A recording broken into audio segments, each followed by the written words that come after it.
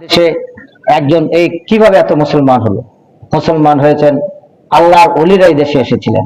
খাজা মঈনুদ্দিন চিশতি এসেছেন, শাহজালাল এসেছেন, শাহপরান এসেছেন, এইভাবে হাজার হাজার আল্লাহর ওলিরা আত্মশুদ্ধ মানবরা এসেছেন।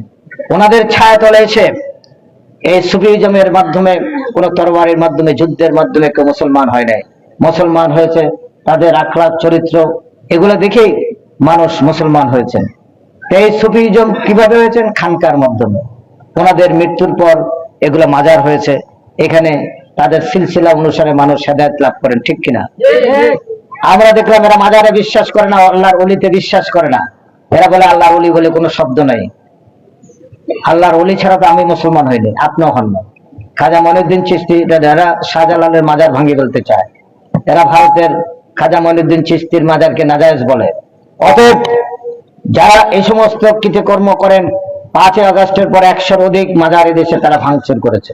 অতএব এই যে সমাজ ব্যবস্থাকে, সুফিজমকে বাদ দিয়ে হাজার বছরের আমাদের দেশে যে কৃষ্টি সংস্কৃতি আমরা যেটা লালন করি, অসাম্প্রদায়িক, পৃথিবীর কোথাও নাই। একেবারের একটি অংশে হিন্দু ভাই বসবাস করেন, আর এই অংশে মুসলমান বসবাস করেন। একই দোকানে আমিও চা খাই, একই কাপে হিন্দু ভাইও খায়। পৃথিবীর কোথাও নেই, একমাত্র পশ্চিম বাংলা, ভারতের অন্য অংশে যদি নিম্ন বর্ণের হিন্দুরাও যদি কোনো উচ্চ বর্ণের হিন্দু দোকানে ঢুকে, চাইলে সে দোকান 40 দিন ব্যাপী দুধ দিয়ে ধৌত করে। জগজীবন রাম ভারতের উপপ্রধানমন্ত্রী ছিলেন, বোম্বাইয়ের একটি উচ্চ বর্ণের মন্দিরে ঢুকেছেন, 40 দিন ব্যাপী সে মন্দির তারা ধৌত করে পরিষ্কার করেছেন। অতএব বাংলাদেশ হচ্ছে একটি সম্প্রদায় সম্প্রতির দেশ, বাংলাদেশ হচ্ছে একটা অসাম্প্রদায়িক দেশ। এটি বজায় রাখতে হলে এটি কে করেছেন? শহীদ প্রেসিডেন্ট জিয়া রহমান। বাংলাদেশে ইসলাম শহীদ প্রেসিডেন্ট জিয়া রহমানের চাইতে ভালো ইসলামিক ছিল না। ইরাক ইরান যুদ্ধের মধ্যস্থকারী ছিলেন কে? শহীদ প্রেসিডেন্ট জিয়া রহমান। ওয়াইসির নেতা ছিলেন কে? জিয়া রহমান।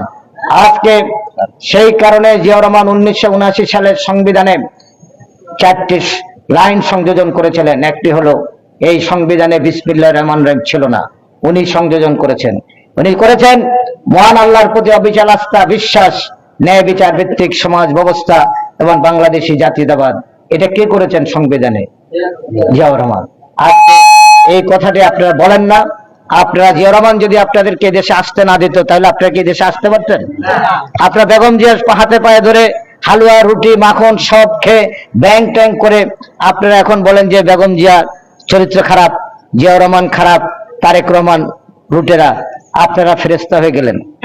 হ্যাঁ, আপনারা কেন আমাদের সাথে ছিলেন? এত বড় নিমক হারাম পৃথিবীর ইতিহাসে বেঈমান আর কোন লোক নাই, কোন দল নাই। যাদেরকে আশ্রয় পোষে, যাদের আশ্রয় পোষে আপনি খেয়ে দিয়ে বড় হলেন, তাকেই বলেন তার বাপ। আপনার বাপকে আপনি বলেন নিমক হারাম, আপনার বাপকে আপনি অস্বীকার করেন। এদেরকে বাংলাদেশে ভোট দেওয়া যাবে না। তাই আমাদের প্রিয় নেতা, আপনারা দেখেছেন তো পৃথিবীর ইতিহাসে 2টি জানাজা সর্ববৃহৎ হয়েছে মুসলমানদের। একটা হলো শহীদ প্রেসিডেন্ট জিয়া রহমানের, আর একটা হলো বেগম খালেদা জিয়ার। নিশ্চয়ই ভালো কাজ করেছেন।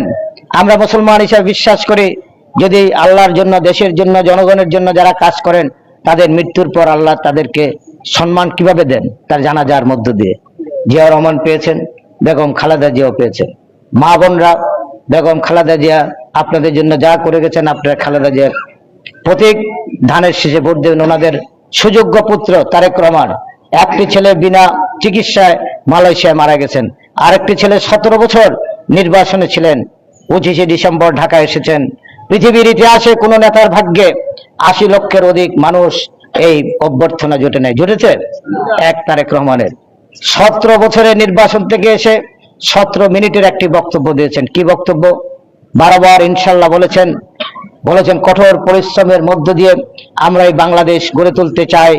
জিয়াউর রহমানের স্বাধীনতার ঘোষণার মধ্য দিয়ে মুক্তিযুদ্ধকে সামনে রেখে 30 লক্ষের শহীদের রক্ত, জুলাই বিপ্লব, জুলাই আগস্টের শহীদদের রক্তকে স্মরণ করে আমরা দেশকে এগিয়ে নিয়ে যেতে চাই।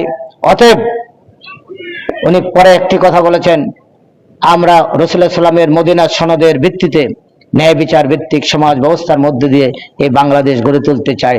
সবাইকে ঐক্যবদ্ধ ভাবে আমরা দেশ গড়ে তুলতে চাই। অতএব তারেক রহমানকে প্রধানমন্ত্রী করতে হলে, আগামী দিনে আপনার দেশকে রক্ষা করতে হলে, আপনার ছেলে মেয়েদের, আপনার বাবাদের, আপনার স্বামীদের মধ্যপ্রাচ্য সহ ইটালি আমেরিকা সহ তাদের রুটি রুজির যদি ব্যবস্থা রাখতে চান, তাহলে তারেক রহমানকে ভোট দিয়ে, ধানের শেষে ভোট দিয়ে প্রধানমন্ত্রী করবেন, তাহলে আমাদের মুক্তি আসবে। আসসালামু আলাইকুম।